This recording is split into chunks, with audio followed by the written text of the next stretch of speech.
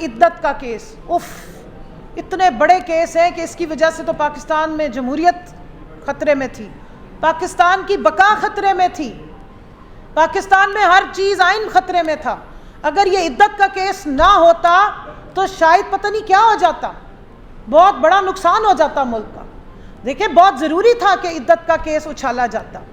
بہت ضروری تھا کہ آپ کے ملک میں، آپ کے آئین میں اور آپ کے مذہب میں جو خواتین کو ایک پروٹیکشن دی ہے، جس میں اللہ نے حکم دیا ہے کہ عدت کے لیے عورت کی گواہی کافی ہے، لیکن وہ تو اب ہمارے اسٹیٹ کا مسئلہ بن گیا ہے، وہ تو اب ہماری عدالتوں کا مسئلہ بن گیا ہے۔ ہم سب کے نکاح نامے اور آپ سب کے نکاح نامے جا کے عدالتوں میں چیلنج کریں، پوچھیں کیا واقعی یہ صحیح طریقے سے نکاح ہوئے تھے یا نہیں ہوئے تھے؟ کیا جو ہماری 23 24 سال سے شادیاں چل رہی ہیں یہ جائز ہے؟ ہم ذرا ججوں سے جا کے سٹیمپ لگوا لیں کہ کیا واقعی ہم جس کے نکاح میں ہم واقعی اس کی منقوہ ہیں یا نہیں ہے، یا اور بھی کوئی سوالات پوچھنے ہیں پرائیویٹ قسم کے، جب ایک با پردہ خاتون گواہی دے رہی ہے کہ میری عدت مکمل ہو گئی تھی۔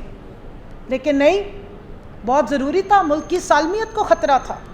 ملک کی جمہوریت کو بہت خطرہ تھا، ملک کے آئین کو بہت خطرہ تھا کہ ایک خاتون کی عزت اچھالی جاتی، اور اس کے وہ سابقہ شوہر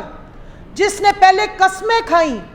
کہ میری بیوی جو ہے وہ اتنی باپردہ اور باعزت خاتون ہے، ایک نیک پردہ دار خاتون ہے کہ میں اس کی قسم کھا سکتا ہوں، وہ 6 سال بعد آ کے کیچڑ اچھالتا رہا، اور وہ کیچڑ اچھالنے دیا گیا، اور ایک تماشائیوں کی طرح 25 کروڑ عوام کو ایک تماشا دکھایا گیا، جس کے بعد 25 کروڑ عوام نے 8 فروری کو تماچا مارا، ریجیکٹ کیا انہوں نے اس سارے تماشے کو۔ یہ تذلیل کس کی ہے؟ سابقہ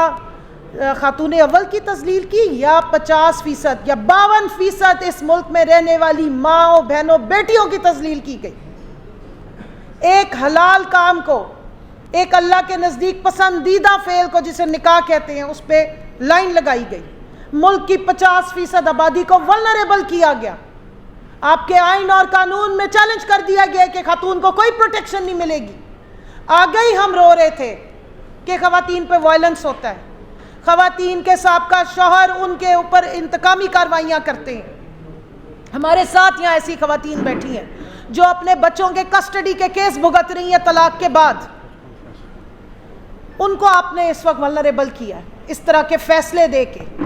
صرف سیاسی انتقام اور جو آگ آپ کے دل میں جل رہی ہے تذلیل کرنے کے لیے، اس کے چکر میں آپ نے گھر کی خاتون کو، عزت دار خاتون کو، پردے دار خاتون کو کی عزت کو چھالا ہے۔ یہ یہاں سے سلسلہ شروع نہیں ہوا تھا۔ ہم کہتے ہیں ہم اسلامی جمہوریہ ہیں، آئیں یاد کراؤں، اسلامی جمہوریہ، اسلامی پردہ کرنے پر خاتون کو ٹارگٹ کیا گیا، اس کے پردے کو اچھالا گیا، اس کے پردے کی تذلیل کی گئی۔ ہمارے میڈیا پہ بیٹھی ہوئی وہ خواتین اینکرز، میں نام اب نہیں لوں گی، آپ تھوڑا سا گوگل کریں، ٹیکنالوجی کا دور ہے، پتہ لگ جائے گا، جو تہمتیں لگاتی رہیں، جنہیں بہت تکلیف ہو رہی تھی کہ اسلامی جمہوریہ میں خاتون اول، اور وہ بھی اتنی پردے دار، یہ تو بڑی اچھمبے کی بات ہے، ایسی تو نہیں ہونی چاہیے تھی، مائی فیوڈل لارڈ لکھنے والی خاتون ہونی چاہیے، یا بلاسفیمی جیسی کتابوں کو شائع کرنے والی ہونی چاہیے، یا اگر کوئی خاتون ہو بڑی ماڈرن سی ہو تو پھر ٹھیک ہے، پھر کوئی مسئلہ نہیں ہے۔ اگر 2 طلاقیں لے کے اگر کسی اپنے فیورٹ سلطنت شریفیہ کے چشم و چراغ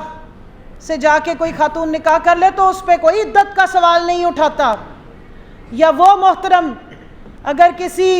حاضر سروس پولیس افسر کی بیوی سے زبردستی شادی ختم کرا کے، طلاق کروا کے فوراً نکاح کر لے، پھر کسی کو عدت یاد نہیں آتی، پھر کسی کو سوال یاد نہیں آتے، پھر کسی کو نہ چادر یاد آتی ہے نہ پردے یاد آتے ہیں۔ لیکن ہاں، اگر کوئی ایک تسبیح پکڑنے والا شلوار قمیض اور خان چپل پہننے والا شخص جس پہ یہ تکلیف ہو گئی، جی شلوار قمیض پہن کے باہر کانفرنسوں میں جاتا ہے، اس کی بیوی شرعی پردہ کرتی ہو، پھر بہت پرابلم ہے، پھر ملک کی سالمیت کو خطرہ ہے۔ بہت بڑا مسئلہ تھا یہ عدت کا کیس اچھالنا، اور ایک سابق شوہر سے 6 سال بعد بیان جو اغوا برائے بیان تھا، اور وہ بھی ہائی کوالٹی کی لٹریشن کے بعد تھا.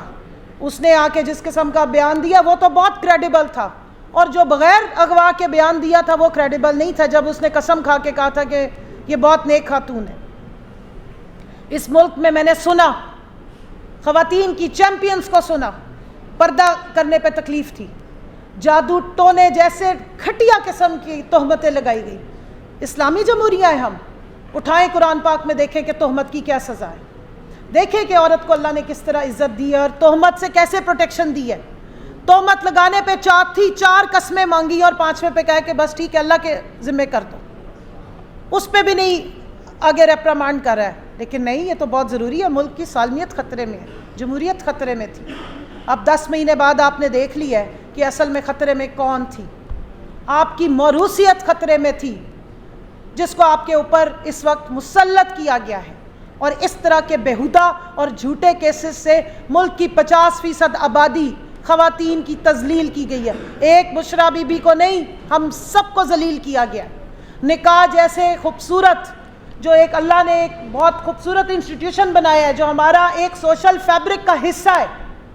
طلاق اور نکاح دونوں درج ہیں, ہماری شریعت کا حصہ ہے, اس کی پوری ڈیٹیلز ہیں, اس کے اوپر ایک سوالیہ نشان اٹھایا گیا ہے, خواتین کو ولنریبل کیا گیا. خدا را مہربانی کریں